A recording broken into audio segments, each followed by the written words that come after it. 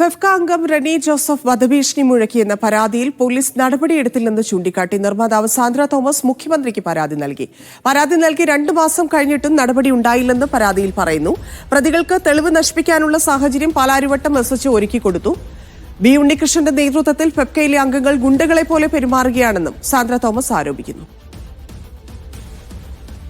Lydia Jacob ചേരുന്നു. Lydia, police ഈ കാര്യത്തിൽ യാതൊരു വിധത്തിലുമുള്ള താല്പര്യം കാണിക്കുന്നില്ല, ഇല്ലെങ്കിൽ ഇത് അന്വേഷിക്കാൻ പോലും തയ്യാറാകുന്നില്ല എന്നുള്ള പരാതി കഴിഞ്ഞ ദിവസം മുതൽ തന്നെ സാന്ദ്ര ഉന്നയിക്കുന്നതാണ്. ആ സാഹചര്യത്തിലാണ് ഇപ്പോൾ മുഖ്യമന്ത്രിക്ക് നേരിട്ട് പരാതിപ്പെട്ടിരിക്കുന്നത്. എന്താണ് ഫെഫ്കയിൽ സംഭവിക്കുന്നത്? പോലീസ് എന്തുകൊണ്ട് നടപടിയെടുത്തില്ലെന്നാണ് മനസ്സിലാക്കുന്നത്?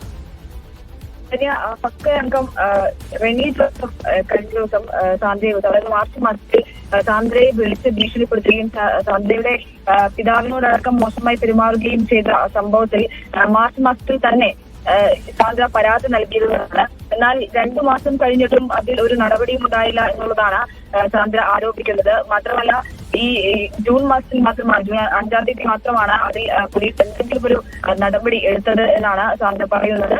അതിൽ സാന്ദ്ര ആരോപിക്കുന്ന പ്രധാനപ്പെട്ട കാര്യം എന്ന് പറയുന്നത് പ്രതികൾക്ക് തെളിവ് നശിപ്പിക്കാനുള്ള സാഹചര്യമാണ് പാലാരിവട്ടം പോലീസ് ഒരുക്കി കൊടുത്തത്. ഒരു തരത്തിലുമുള്ള നടപടി മൊഴിയെടുക്കുന്നതോ അല്ലെങ്കിൽ ഏതെങ്കിലും തരത്തിലുള്ള നടപടി ഇതിന്റെ ഭാഗമായി ഉണ്ടായിട്ടില്ല. FIR രജിസ്റ്റർ ചെയ്ത ശേഷം യാതൊരു തരത്തിലുള്ള അനക്കവും ഉണ്ടായിരുന്നില്ല.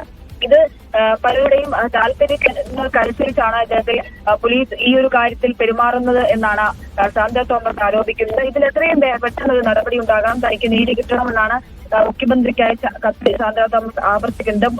ഈ കഴിഞ്ഞ ദിവസങ്ങളിലൊക്കെ സാന്ദ്ര തോമസ് അത്തരത്തിൽ പ്രതികരിച്ചതാണ്. അതായത് ഫെഫ്കയിലെ അംഗങ്ങൾ ഈ ബി ഉണ്ണികൃഷ്ണന്റെ നേതൃത്വത്തിൽ, ജനറൽ സെക്രട്ടറി ബി ഉണ്ണികൃഷ്ണന്റെ നേതൃത്വത്തിൽ ഗുണ്ടകളെ പോലെ പെരുമാറുന്നു, അത്തരത്തിൽ തനിക്ക് നേരെ ഭീഷണിയും കാര്യങ്ങളും ഒക്കെ ഉയർത്തുന്നുണ്ട്.